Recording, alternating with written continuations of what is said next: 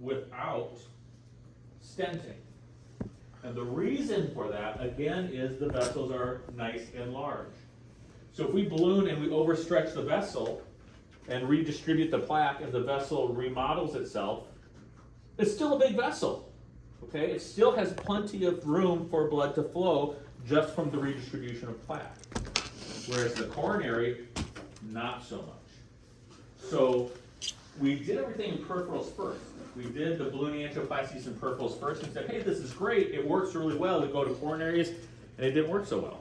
It's because it's a smaller vessel, and the vascular remodeling, the vessel collapsing back down, is more significant.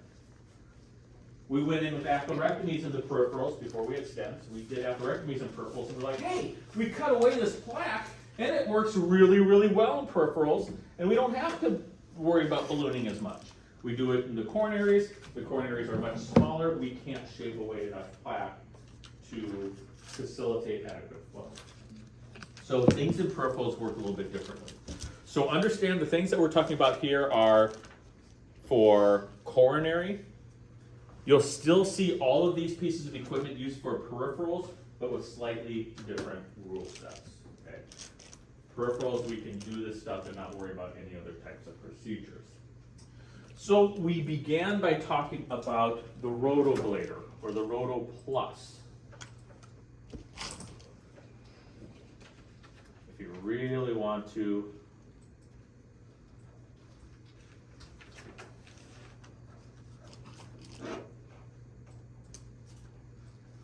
bring it up here. There we go. And if you really wanted to be really specific, this is actually the Rotolink Plus system. This is kind of what the new Rotopro, Rotopro Plus drive unit looks like, unlike the one that's in your book, which is the former model. It still has all the pieces. You still have the connection ports in the front for the power unit, the gas line, and the fiber optic cable to make sure it's spinning at enough speed. We still can control the speed of rotation with this dial. On the back side of this, there's a plug-in, so we get power to the power unit and the gas plug-in. Okay, so it's still the same thing, it's just more, this is from the rep that I know very well from Nebraska. It's the sexier model. It's nice and tight, and it's all digital, it's really cool, it's sweet looking. The other one just looks like a dinosaur. Because at least it looks like something that, it hurts me to say it's from the 90s. So long ago. When people say, hey, that was 20 years ago, my mind automatically goes to 1980s. And then I'm realizing, oh, they're talking about 2000s. That hurts a little bit. That's a little painful for me. So, it still has the same devices on it though, okay?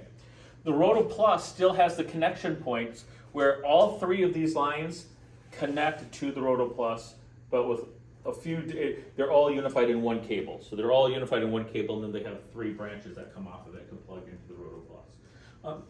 On the Rotoplus, there's a cable for the gas line, there's a cable for the power line to turn it on and turn it off, and there's a cable for the fiber optic line. But it comes off as one cable, then splits into three to plug into your Rotoplus device. Also, remember in the Rotoplus device, we want a drip. A saline drip, and what can we put into that saline drip to make it even more effective?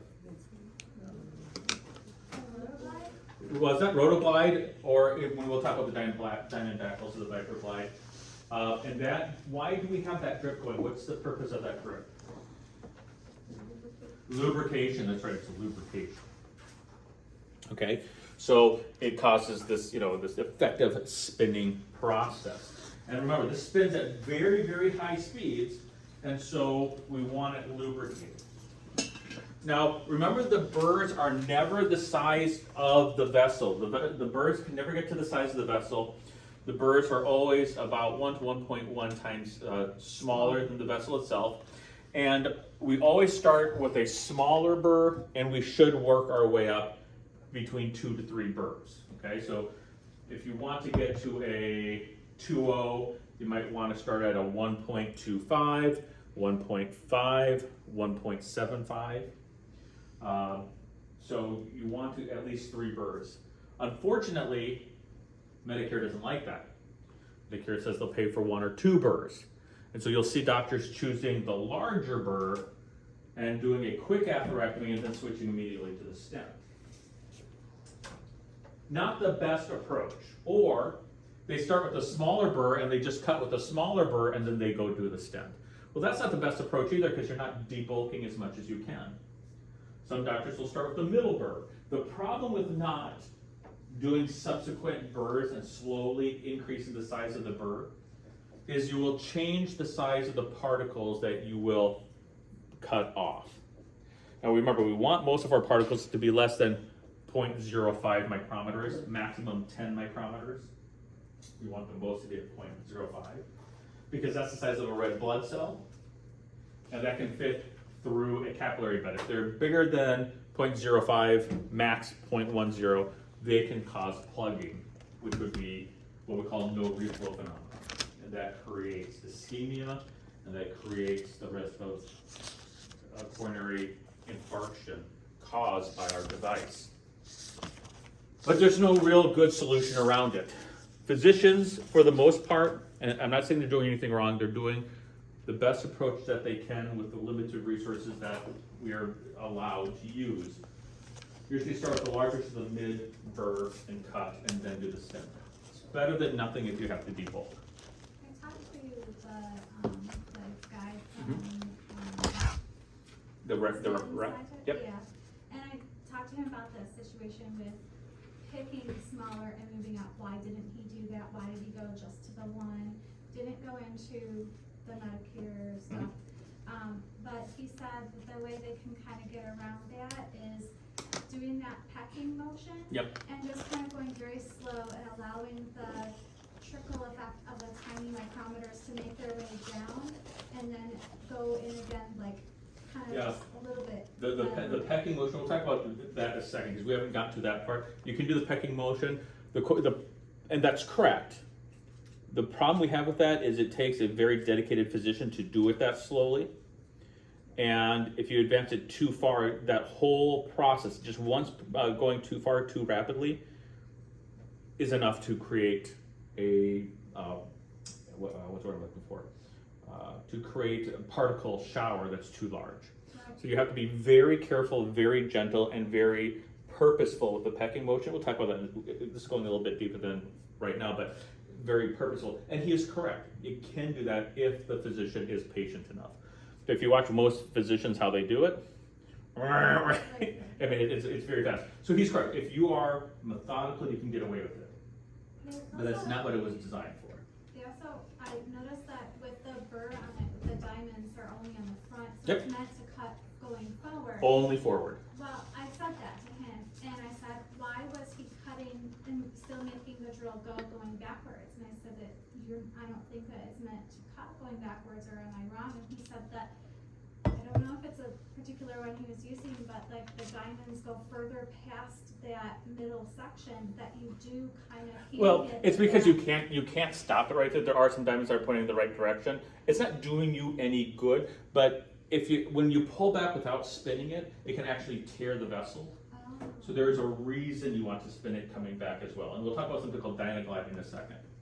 Because if you just pull the catheter back without spinning, those rough diamonds can scrape the vessel and scrape the plaque. It's like the same thing with an actual drill. Yeah, when you go into the drill, you don't just pull back, you drill in and you drill out. Yeah, Yep. exactly. And that's so you don't cut and tear the wood particles. Yeah. Same thing with this. So there is a reason to do that. You're right. I wouldn't agree with him. It doesn't really cut coming back. You might get a few. There's no way to make sure that all of the diamonds are pointed in this direction. Some are going to be at an offset. So there's going to be a little bit of drilling coming back, but it's more just not catching the tissue coming back. But that was a very good question. That it's constantly spun as you're going forward and back. Just so forward, it's going to be the cutting motion. Back, you might get a little cutting, but it's more for not catching. Okay. But he wasn't incorrect. There are some diamonds that are going to be offset, but it's mostly positive going forward. Where is it going? Oh yeah. Okay. So that's fine. Those are great questions. So when things drip in, it creates a lubricant.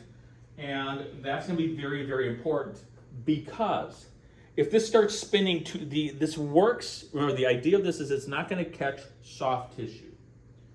However, if it starts to spin too slowly, it can start to do damage and cause frictional damage to the tissue itself. It'll cause damage to soft tissue because it's not moving fast enough, and it can cause frictional damage if it's not moving fast enough. And it can also cause binding of the drill turbine. So we need to make sure that this is spinning fast enough. Matter of fact, there's a couple of things that we want to be aware of. Excuse me, I have hiccups. Let me catch my breath here and have hiccups. Okay, there's a couple of things that we want to be aware of when we are doing this. Before we put the rotoblader in, they're going to do something called a platform test.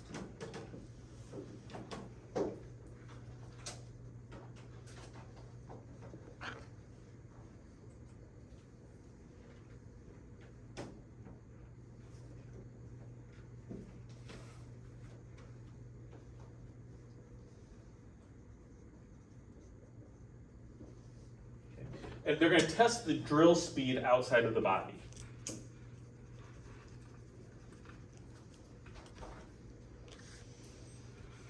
Okay.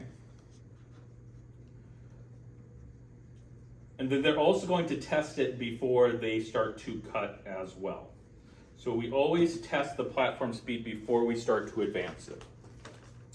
The platform speed should be 160 to 180,000.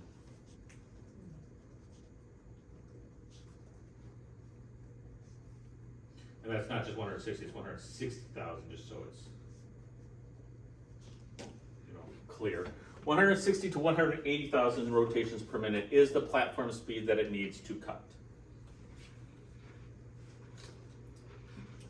And that is for the smaller burrs, so less than 2.0.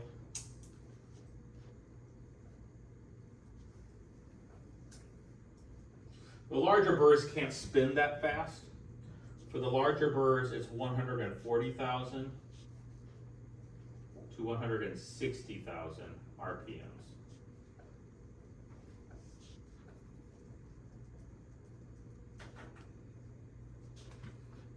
That's the safe burr speed.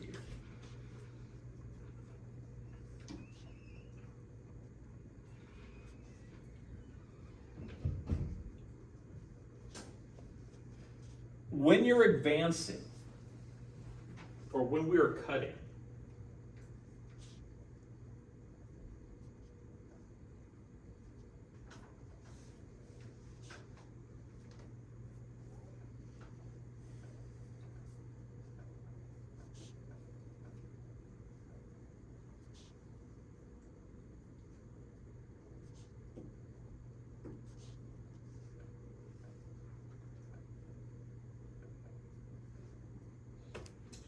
if the burr speed drops more than 5,000 RPMs as you advance it, it's going to create something called a stall. And a stall means the system will just shut off. And it'll just create a stall. Matter of fact, on the screen, oh, I don't have it up here. On the screen, it will say stall. And that means your speed has decreased sufficiently. And the reason why it stalls out is it prevents what we call torsion dissection or slow speed dissection. If this burr is not spinning fast enough, rather than cutting, it will start to dissect the vessel. And it also creates what we call friction dissection or friction injury. If the burr isn't spinning fast enough, it will actually impart more friction energy on the plaque itself and can cause dissections. So if it starts to slow down dramatically, it will stall out. Now, why do you think it would slow down dramatically?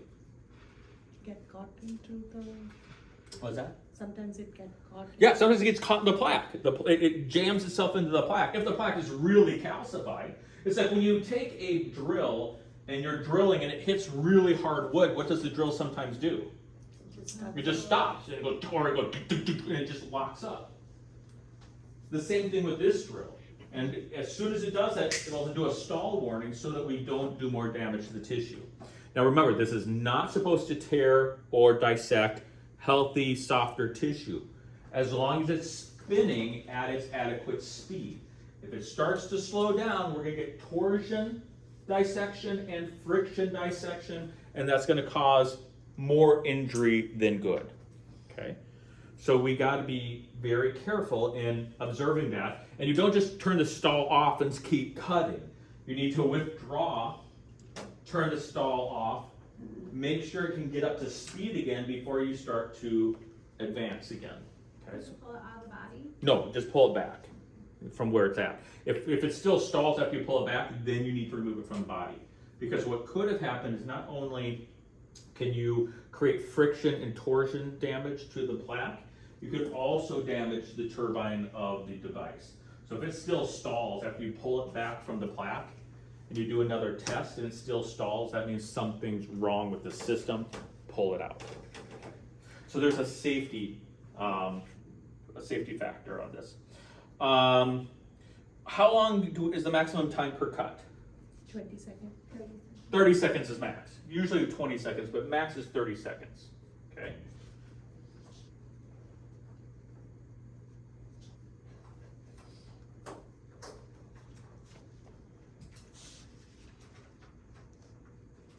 The speed drop off is gonna be, anything less than 5,000?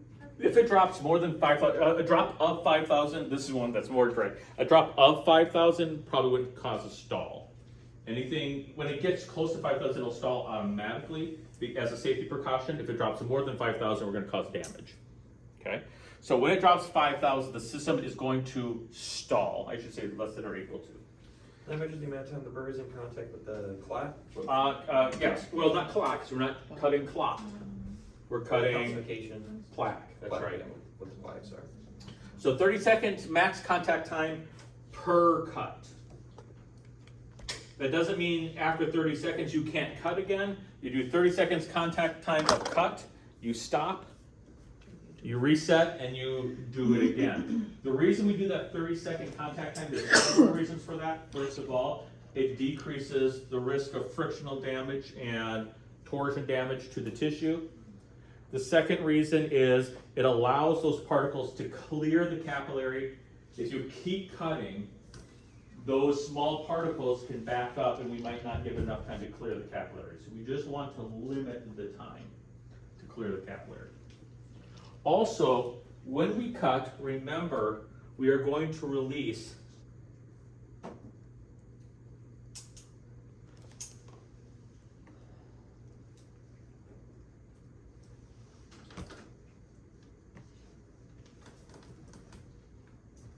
there's an adenosine release during the cut. Okay. What will adenosine do to my heart rate? It will drop it. So the longer I cut, the more adenosine release I will create. And that's from the tissue, like this Irritation. inside the vessel? Yep, that's the tissues when they are injured will release the adenosine, will cause an adenosine response. As will particle formation around the capillaries will also trigger it. There's lots of things that are going on, but the cutting itself will trigger an adenosine release. Okay, so you said if there's a stall, you would pull back, You pull back and retest, retest, and if it still stalls, you have to remove it. and you said that if it stays in there, it could cause frictional damage or torsion, dissection. Dissection, yep. Okay. So adenosine release during the cut will decrease heart rate. We see this more commonly with the right coronary artery.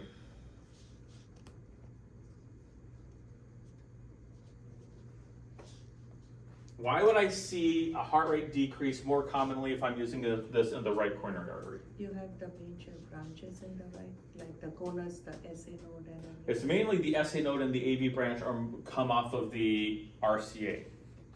And so if we're releasing adenosine, you're going to have the greatest effect on the conduction tissue on the right coronary artery. Now, if your SA node comes off your circumflex, obviously that changes a little bit, but the majority of time our SA node comes off of our right, as does our AV node, as does the majority of our conduction tissue conduction perfusing branches. This adenosine release will happen in peripherals too, right? No, it doesn't happen in peripherals. Well, it does, but it's not going to come to the heart. Because these coronaries are feeding directly to the heart, the effect will be to the heart. And the peripherals will go through the venous system first before it gets to the heart, and it will be, yeah, it'll be just diminished by the time it gets circulating back to the heart. So you're going to have less of a systemic effect. So what are the techs calling out on the number when they look on the screen and they are like 160? That's your rotational speed. And the time? Yep. Okay. So actually the doctor should be looking at the time. The newer ones you can actually even put up on your main screen too, so you can watch it, but they're calling out the rotation speed, 160, 170, 180, 160, 170, 180. If it falls below 155, 140, and it starts to drop, they should stop before it stalls. You want always that speed to be between 160 and 180. If it starts to drop below that, then you're gonna cause torsion and damage. So that's what they're calling out.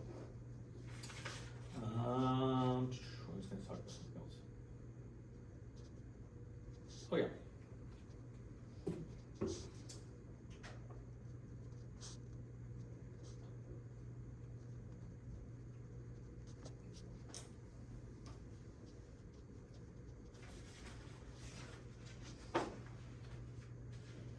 So, if you're doing the right especially, not so much on the left, but if you're doing a right rotablator, you might want to use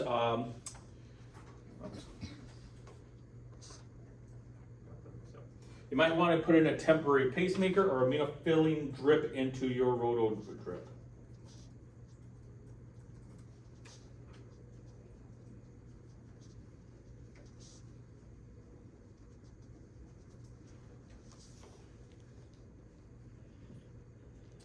Aminophyllene is a very strange drug. I'm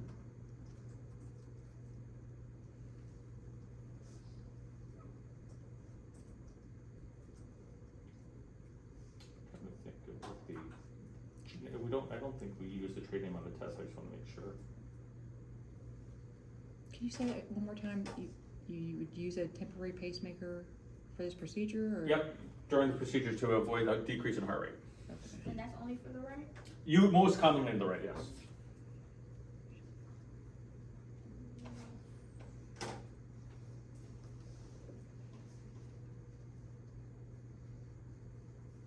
And it is a dilator. Aminophyllene is a vessel dilator. It can also trigger increase of heart rate. It's actually a respiratory drug, but if you inject it into the artery while this is cutting, can actually counteract the vasopressin, or excuse me, the adenosine effect. Most people find it easier just to do the temporary pacemaker. Again, that's if you're doing coronaries. If you're doing this in the periphery, there's no need for this. If you're doing it in the coronary, one of these two would work. And we're not going to go into the aminophyllene drip. That is very dependent on the physician and the physician dose. So we're not going to go into that. It is just, it's a bronchodilator, but it'll also cause vasodilatation and counteracts the effect of adenosine. It's not actually what it's FDA approved for, but it works. Okay. So if you do for LCA, did not happen, right? Do have enough happen? Well, you still always have to do that. Oh, okay. You always have to have the patient anticoagulated. So this is just added to avoid the adenosine effect. I'm sorry, you said it causes vasodilation. And it counteracts the adenosine effect. Counteracts. Counteracts, yep. The adenosine effect.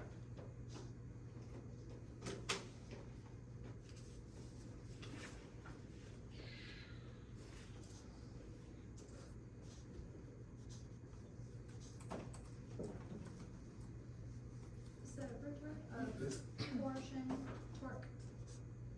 I don't know what torsion is, but I guess. Torsion means turning.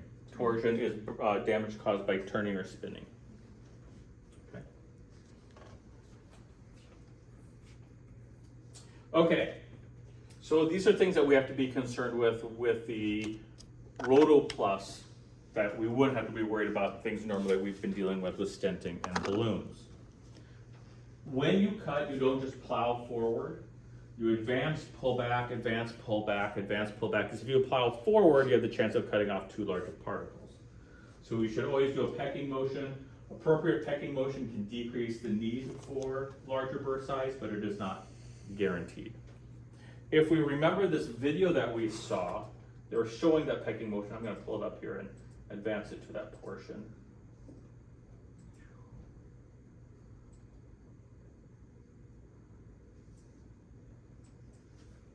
I'm going to switch to the PC here. And we can see the pecking motion. If you notice, they don't just plow through. Here's the cool music that goes with it.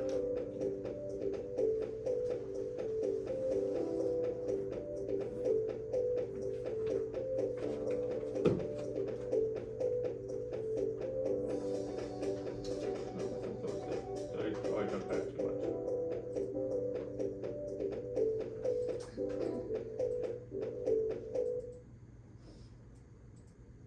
There we go.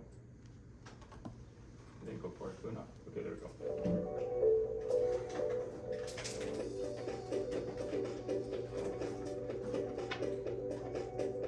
This is what we mean by pecking motion. And the smaller the pecking motion, the less size of plaque you will cut off. You showed this in the lab. Where's the plaque? It's okay, the plaque's just going out to the Now, we ground. talked about that. Why is it okay for that? It's the same size of a blood vessel, a blood cell. Yeah, it's the same size, the plaque is the same size as a blood cell. Yeah, I was just drawing a blank on that. So it is effective in that way. Okay. So yeah, it's just absorbed by the body eventually. Because it breaks it down to such a Yep. small amount. It's like sand's not a big deal if you throw a brick at something. Yep. Okay.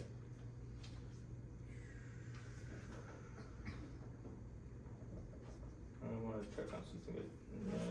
I want to counteract. What was the benefit you said? Pecking motion? The pecking, it doesn't cut off as large particles at once. It allows for slow shaving of the particles. So Oh, just like okay, so the little, body can little absorb Yep. bursts of little Yep. particles. So they just slowly advance it. The longer the lesion, they might cut a certain amount of distance and pull it all the way back. After you're done cutting though, you should pull this all the way back before you restart the cut. You don't want to start the burr in the middle of the plaque. So after the 30 seconds, you should pull the burr back to the beginning of the plaque to allow blood flow to occur, because if you just leave this in the plaque itself, it can act as an occlusion. I have a So- question. So when you're doing the Rotopro and you've got the, you're going through the plaque, I know you're pulverizing it the same size as a blood vessel, but is that circulating plaque going to encourage plaque buildup in other No, parts of because vessels? it's not a cell. It is just calcified, it's just calcium. So it's not a cell or anything. It's not an organic cellular substance that will start to grow. It doesn't do that. Okay. No, it's just absorbed and eliminated by the body, broken down. Okay. We can't get it with the coronary. We can't get it shaved away enough to not necessitate a stent or a balloon. You should in the coronary. You should always put a stent or a balloon. Yes. You said the smaller the pecking motion, the less. The smaller the particles that will be broken off. Especially if you're not going to zoom. If you're not going to, it's very important. Especially if you're not going to size up the burrs. If you're not going to use multiple sizes, that pecking motion is going to be much more important and much more vital. Okay. Roto. So we want to keep this lubricated with the Roto Glide. What do we need to remember about the Roto Glide? Allergies, egg allergy and olive oil allergy. Very good.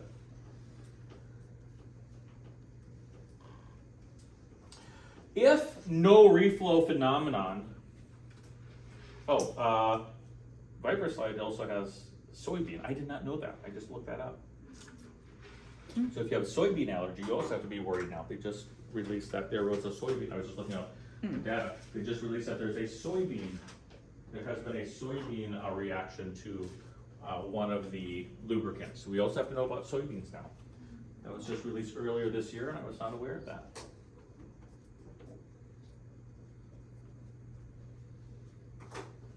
Okay. Does that make sense so far? With the Roto Plus, with this device, we don't have to use the Roto Glide lubricant. It is highly suggested we use it. But if you can't use it because a person has an allergy, it's not the end of the world. Does everyone understand how this device works? The setup of it, the different lines that have to come in. We have to test the speed before we start cutting. We have to make sure it's an appropriate speed, it won't damage the vessel. When we're cutting, we're gonna watch that speed to make sure there's not too big of a drop. We advance this in a very small pecking motion. What is the wire size for this? 0.009. 0.009 to 0.0. 0.012. So it's very, very, very thin wires. And anything below a 2.0 burr, which is the majority of the burrs, requires the 0.009 wire. So they're very, very, very thin wires. And that comes packaged with it, right? Nope. We're never gonna, Nope. oh, so you have to ask, like, drop me a 0.0. Yep, you have to pull it separately. Yep. Okay. And they're all over the wire. These are not rapid exchange. And remember, that wire has to go through the burr and the advancer. So it's very awkward to control this, moving it in and out of the body. This device has a high risk of what we call wire loss. As you're removing the burr or advancing the burr, there's a chance of wire loss. And wire loss means that the wire moves from the position that you wanted it. And this is very awkward to utilize, especially in the coronaries. When you're testing this, do you go like the full RPMs Yep. or? When you test it, you go, especially in the body, as long as it's mounted to the wire, you'll just test it and you're gonna ratchet it up until it hits 180, or between 160 and 180, as long as it's within that range. Okay. Or 140 to 160 if it's a larger bird. Okay. Now, oddly enough, there is another rotational device out there.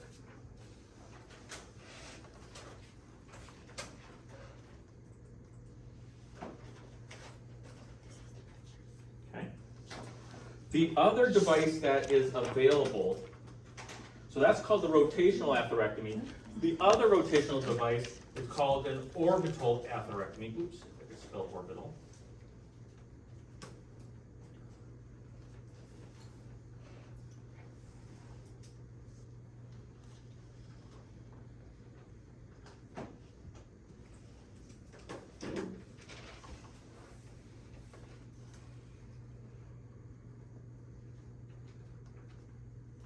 The Diamondback or the Diamondback 360. Has anyone heard of the Diamondback or the Diamondback 360 or orbital atherectomy? Okay. This is the newer kid on the block when it comes to rotational atherectomy. Now its goals are very similar. The Diamondback atherectomy device purpose is to debulk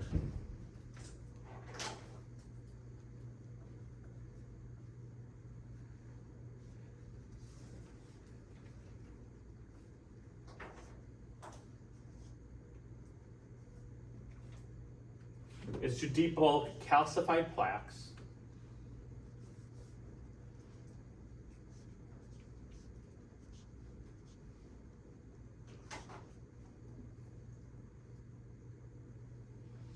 and like the rotational atherectomy, the orbital atherectomy also uses a method of rotational debulking, which means it's going to spin and shave off the plaque from the vessel walls.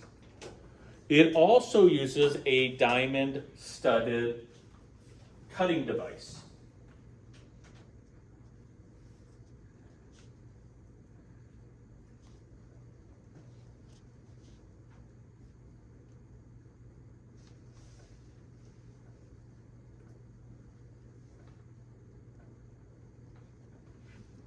Okay. So you might say to yourself, isn't just I cannot speak. Isn't this just the same thing that we just talked about? And the answer is not quite. Okay. First of all, we don't have burrs. There's no transition of burr size. It's a one size fits nobody type of cutting device.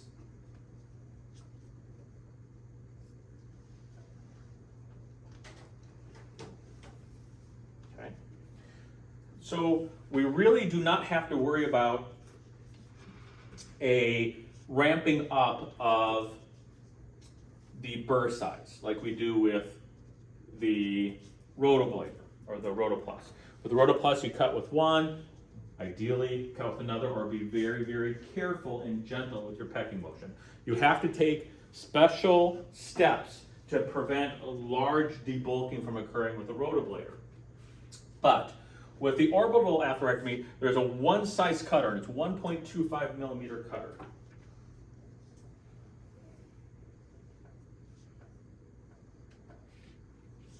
.25 millimeter cutter.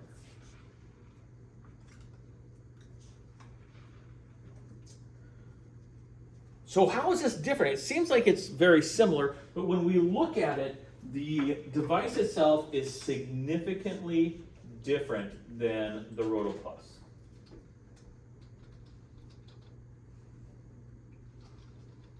Oops.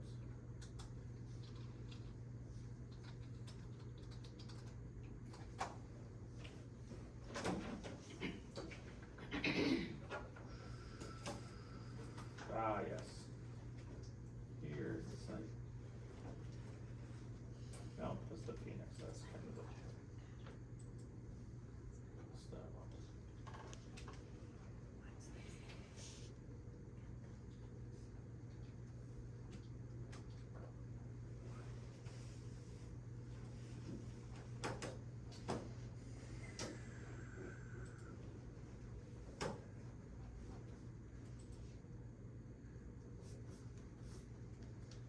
I want a good picture here. Here we go. This is the one I'm looking for.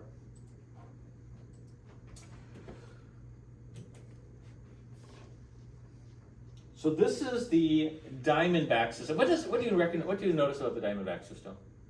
The Advancer. Looks similar. Looks almost exactly the same, right? Okay, very, very similar here. The control unit is a little bit different. Okay, this is the control unit where you have all of your settings and the power cord, the fluid drip, the fiber optic sensor. It's still a small digital device, looks a little bit different. The Advancer looks almost exactly the same. However, this is the burr. Okay, so if you notice with the Diamondback, the cutting device is in the center of the distal tip. Okay, so we have a cutting device, or the device here, the catheter here. This cutting device is in the center, not at the tip of the device. So it's not a drill. This is more like a sander. Okay, so we kind of think of the orbital atherectomy as more of sanding away the plaque rather than cutting the plaque. It cuts, but it's the best analogy that we could use.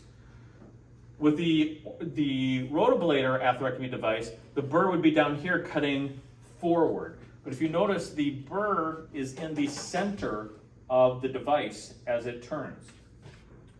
To get an idea of how this works, we have to watch a video.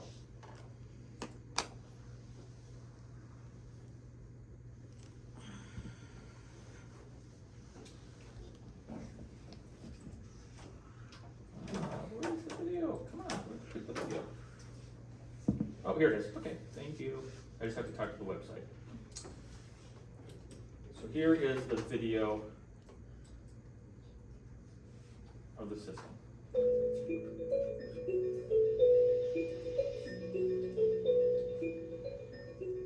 Orbital atherectomy, offering unique dual-action technology, versatile access, and proven results. It's your single solution for peripheral arterial calcium. And it can be used in the, how many of you seen it used in the low-profile coronaries? design provides it can be used in the only coronaries too. extended-length atherectomy option for use with The reason why they're talking about this one being for the peripheral, it's a larger burr device. It's a 2.0 burr for the peripherals, but we're talking about coronaries where it's much smaller. So that's why they say this one, it works the exact same way, but the one that they're showing you is designed for the peripherals, but it's the exact same technique. radial procedures, allowing you to choose your preferred access point, radial, pedal, or femoral. The presence of calcium can lower success rates, limits drug uptake, and can be associated with a higher procedural complication rate. Diamondback 360 features a unique 2-in-1 mechanism of action designed to enable simultaneous modification of both intimal and medial calcium, and works in both eccentric and concentric calcium. Through differential sanding, healthy elastic tissue flexes away from the crown, minimizing damage to the vessel wall. The crown's orbital motion delivers pulsatile forces. Dual action MOA fractures medial calcium. The crown's movement allows blood and saline to flow continuously during procedures. The diamond-coated crown sands intimal calcium into particulate with an average size of approximately 2 microns, which is smaller than a red blood cell. So I'm gonna go back. So remember, the rotablator is anywhere from less than 0.5, hopefully, but at least less than 10. So white blood cells can fit through capillaries, so even with the rotablator, if it knocks off a 10 micron particle, it should fit through the capillaries. This one sands rather than cuts, so it usually sands off much smaller particles. So.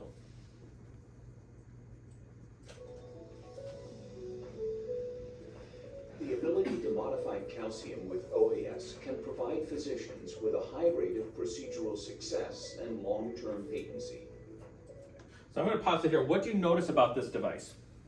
How does it cut? How does it? It vibrates and It vibrates, but it actually wobbles. So rotablator just cuts like a drill, straight. Does that make sense?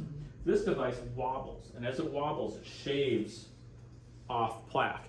And the cool thing is, every time I shave it, the wobble gets more. So like if it's really tight, the wobble's very little as it shaves.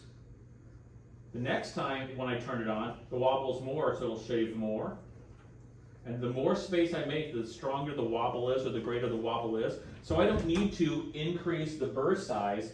The device, just by making more space, the wobble will increase and therefore would allow it to cut more and more plaque, making the vessel larger and larger and larger. Whereas with the drill, all the cutting's at the tip, so I can only cut a certain size of hole. And if I pass this in and out multiple times, what's the size of that hole going to be? Is it going to change? No, it's only going to be the size of that burr. Does that make sense? So the rotablator, the size of the burr is the size of the hole that I'm going to make. And no matter how many times I pass that in and out, the hole's always going to be the same. Whereas with this device, which wobbles, as it wobbles, it cuts. And the more space it has, the more it wobbles, the more it cuts. So I only need one device, and it will cut a larger and larger and larger lumen. And like the rotablator, since it's the structure of that diamond tip is performed in such a way that it shouldn't, notice it says it shouldn't damage soft, healthy tissues, or it minimizes the damage of soft, healthy tissues. This one's more likely to possibly cause a little bit of damage to soft tissues than the rotablator, slightly. But it will wobble and create a larger pathway with only one device. So I don't have to worry about changing in or out. What limits the circumference? The vessel size, because it won't cut healthy vessel, and it's not dilating the vessel, so the vessel size, the natural vessel size, will limit its circumference. Because it won't cut into that and won't force that vessel larger than it already is. Okay. So there's some cool things that are different about this. We're sanding it off, we're not cutting, and that wobble keeps making a larger and larger lumen as long as I go in and out until we hit, hopefully, max vessel size. So can you like program the diameters Nope. before you cut? No, it's just dependent on how much wobble room it has. So that's like the more wobble you have, then the higher risk cut. No, because it can't cut soft tissue. It's designed not to cut soft tissue. So this has less risk than the other one? No, it has different risks. The benefit of this one though is how many systems do I have to use? How many burrs do I have to use? One. The cost is much more limited. Okay. Also, the drill is only good, the rotablator is only good on what type of plaque? Calcified, but something else that this said was important. mid-layer. That's almost any plaque. Remember, plaques go from the intima Concentric into... and Yeah, that's right. The drill's only good for concentric lesions. It has to be totally round for the drill to purchase and cut through. Whereas this device, since it wobbles, if I only have plaque on one side of my vessel, as it wobbles, it will only cut the plaque on that one side. So this can be used for eccentric or concentric, whereas the drill is only good for concentric. Okay. So there's some benefits over the drill, and there's some detractions that we'll talk about in a second. So they do the same thing. They're both cutting calcified plaque. The benefit of this one over the drill is it can be used for eccentric and concentric, not just concentric, and I only need one burr size. We'll come back to some of the detractions of this in a second. Okay.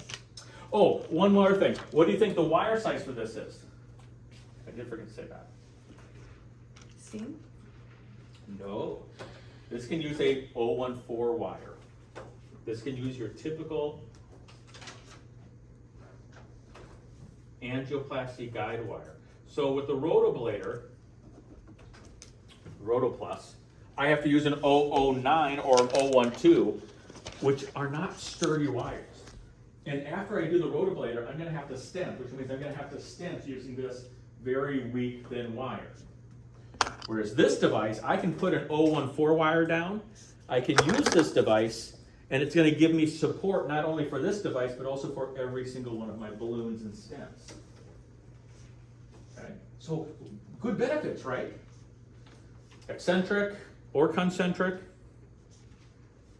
one burr size, 014 wire. Okay. We'll continue on watching. It'll tell you. Modifying calcium changes vessel compliance, allowing for low pressure PTA inflation, which may minimize vessel. Debulking is basically what they're talking. It's easier to inflate a balloon and stent after we OAS debulk. is proven to be effective across a broad range of calcified lesions above and below the knee. Notice it's always calcified. If you have a soft plaque, is this, like the Rotoblader, is this a good decision? No. It's not gonna work. Now I'm gonna pause here for a second and ask you, what is the problem with that theory? Vulnerable plaques are the most dangerous ones, but also, how many times when I go in to fix a vessel do I know for sure it's calcified? Unless I use a IVUS or OCT. Now sometimes we can get an idea. Sometimes you can look at it and you're just like, I can almost see the crunchiness of the vessel. Sometimes we have a good idea it's calcified, but the only way to truly know would be to do an IVUS, okay, or an OCT. Remember, FFR and IFR doesn't tell you calcification. So oftentimes when doctors use this, sometimes they're using it and assuming that there's calcification unless they've done an IVUS or an OCT before. Which is why these are not used very much. Remember what I said before we started the atherectomy devices is they have a very limited use. You have to have the perfect patient selection to use them.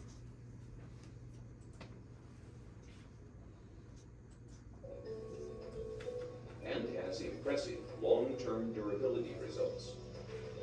That's perfect. It's not so good in coronaries, but we're not gonna get into that. One solution for a broad range of calcium.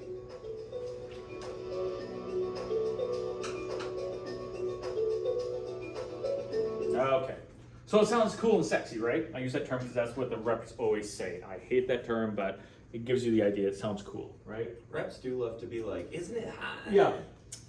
Reps, they're like selling you a new car. If you, I have some good friends that are very good reps, but I've met some reps that are like, you get a rep, being a rep, if that makes any sense. You get a reputation for being a representative, and you can either be a good supportive rep or you're a used car salesman. There doesn't seem to be any in between. And so every now and then you'll hear them, they'll like talk about, they're talking about like a new car, like, you know, kick the tires, you know, look at those rims. I mean, they'll just talk about how cool it looks, and you just feel kind of slimy after talking to them. But that's not most of them. Most of them are really good people. Now, there are some problems and some situations in which this is not the best answer. And that's the problem that we often come up against when physicians are trying to decide, when should I use this? When should I use an orbital versus a rotoblader? Or are we at a point there we only be utilizing the orbital? I mean, there's some really big benefits here. Why are we using the rotoblader still? How many of you have seen the rotoblader still? It's still being used, right? How many of your sites also have the orbital atherectomy? Why do we have both? I mean, if you think about it, they're doing the same thing. Well, there is a reason behind this. So when we do a Roto Plus, or the rotoblader, versus the Diamondback or the orbital atherectomy, if I could spell diamond, there we go. Can you tell I don't buy many diamonds? I buy more diamonds than rubies, though. I can guarantee you that. As my wife will not allow me to buy her rubies anymore. So, you remember that story? Yeah. Okay, so, Roto versus Diamondback. Which one do we choose? What's the benefit and what's the detraction? Well, Roto Plus, when we talk about guide size,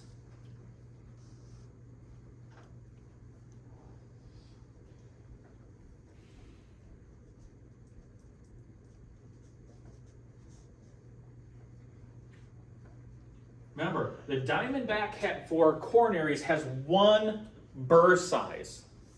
And that one burr size fits a 6 French sheath. So what access site can we for sure use this on? The radial, okay? Now, the rotoblader, the smaller sizes,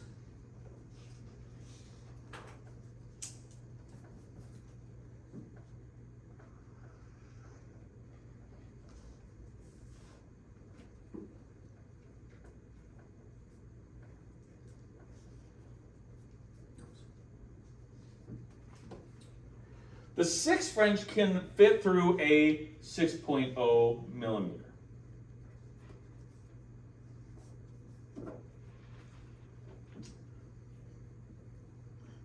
So does that limit the types of access we can use Yep. for these? Yep. The 7 to 8 French 2.0 should require 7 to 8 French. However, they just released something that I don't think is in your book. So I'm going to alter. This is what your book says. Okay. So the rotoblader has just released some new burrs within the last year to 2 years. And so this isn't always true anymore. So I'm going to give you the new data. This is what I believe your book still states, but I'm going to give you the new data. So if it's less than 2.0, the new burrs can actually fit in a 5 French sheath. Greater than 2.0 requires a 6 French or larger. And they say or larger, and they say it can fit through a 5 French sheath, but there's something we have found out about this since they released it. If you use a 5 French sheath and a smaller burr for the rotoblader, seeing and getting contrast down that catheter is very difficult. Okay?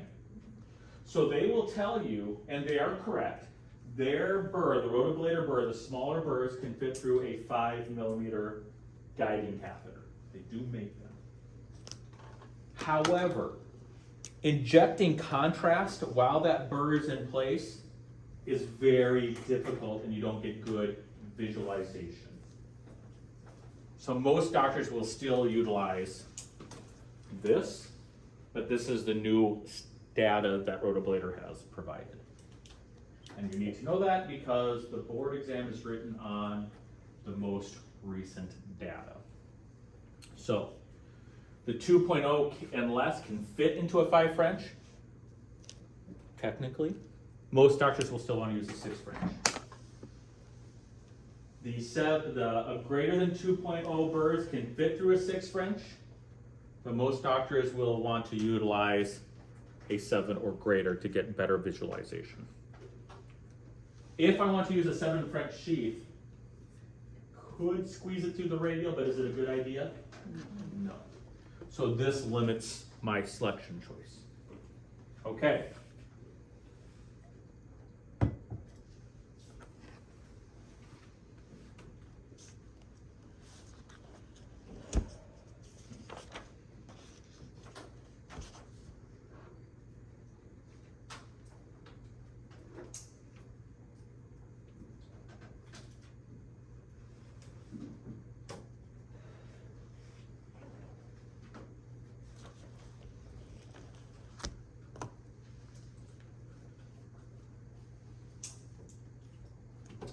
So for osteal lesions, now remember, rotobladers are not supposed to be ideal for osteal lesions. That's one of the contraindications of using it. It doesn't mean you can't, it just means that it's not the best choice for the rotoblader.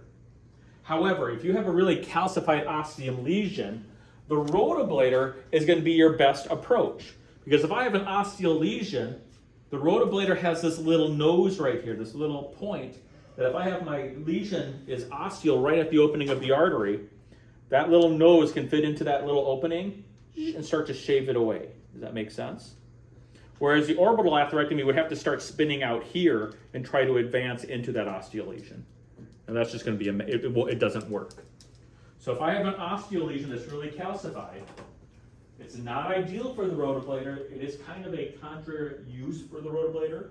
But if I have to use one of these, it would have to be the rotoblader. The Diamond Black would be a cooler name. But the Diamondback is not utilized, cannot be utilized for an osteal lesion. It does not work.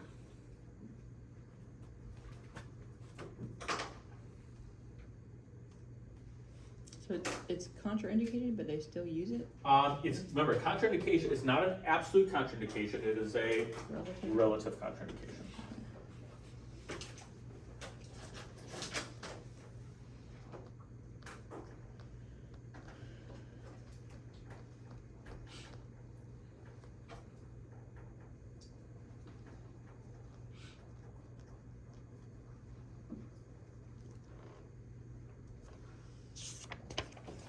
Okay, if you're trying to debulk a stent, if it's an in-stent stenosis, for in-stent stenosis, the rotoblader has been approved. So if it's a plaque that has built up in a stent or an in-stent stenosis, either intimal hyperplasia or over 10, 15, 20 years, it just develops a calcified plaque, the rotoblader has been approved. The Diamondback, because of its shearing mechanism, because the rotoblader will only cut forward. And so therefore it shouldn't cut the stent struts because it's only cutting forward. But the Diamondback, since it is shaving and since it is sanding, when it gets to that stainless steel, it can start to sand away possibly and damage the stainless steel stent. It can start to fracture the stent. So the Diamondback should not be used in the presence of a stent. It is not its appropriate use. It could fracture or damage the stent. And as you watch the video, as you notice, they showed in the diagram, as it cut, what happened to some of the edges of the vessel wall as it cut. It started to fracture or break a little bit. Imagine if that was your stent and all that energy was slamming into that stainless steel stent. Those stents can fracture. And so it is not approved for stenting.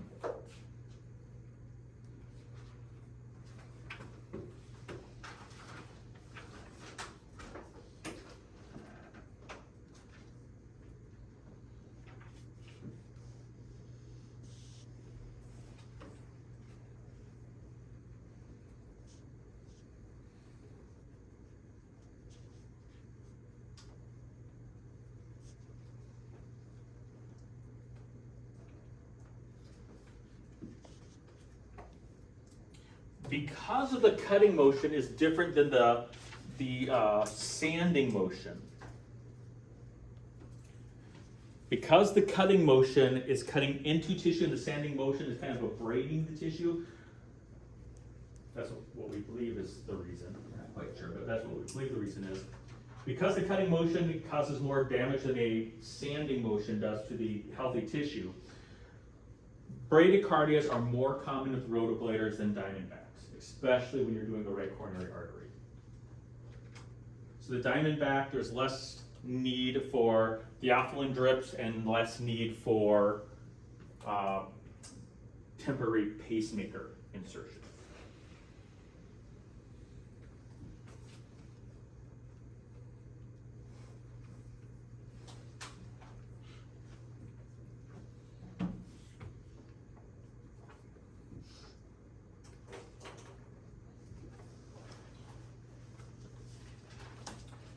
Yes, there's still some more comparisons we have to do. This is the hardest part for a doctor. Which one am I going to utilize? Insertion into plaque.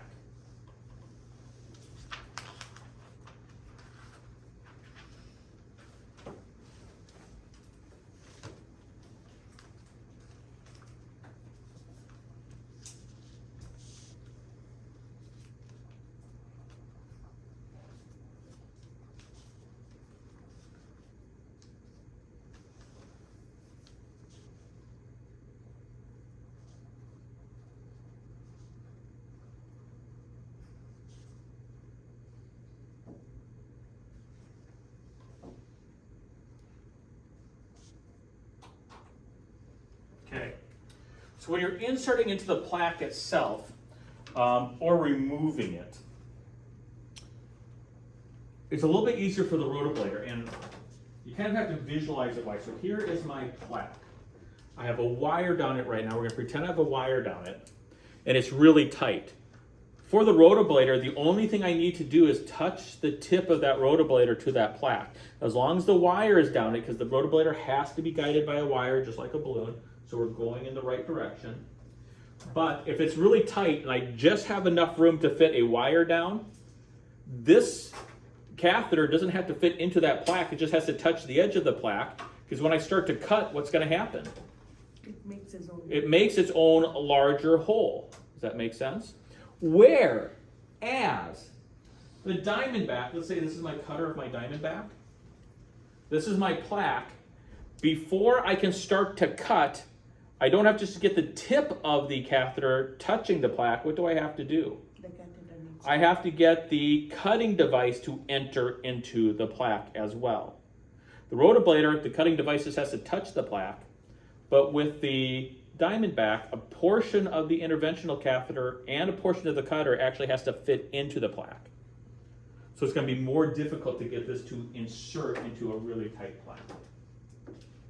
So if we're talking about near total occlusion, which one of these would work better? Rotoblader. Rotoblader, because you're going to get what we call more purchase or more bite into that plaque.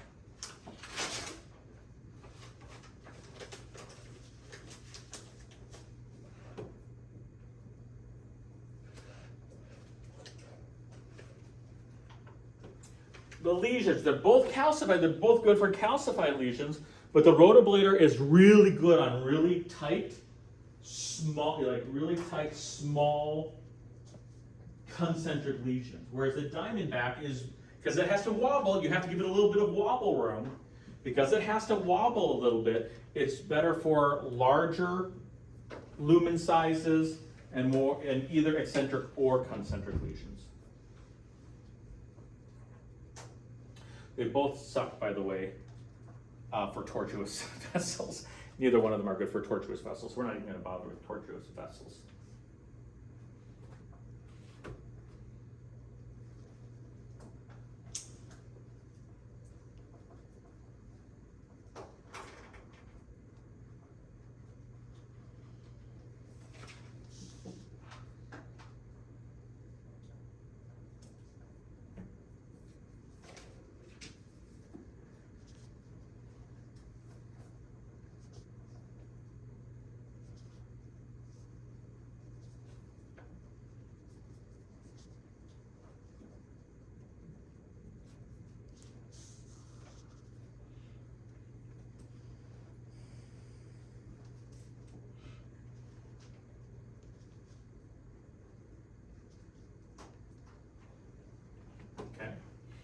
Rotoblader can only cut forward, technically, because it's cutting like a drill. When you use a drill, do you drill backwards? No, it only cuts forward, right? Whereas when you sand, how do you sand? You just sand like in one direction when you're sanding wood? What do? You're going back and forth. You're just standing as fast as you can. That's the benefit of a Diamondback. A Diamondback can shave and sand it going forward and coming back. Whereas a Rotoblader, sorry, Rotoblader can only cut forward.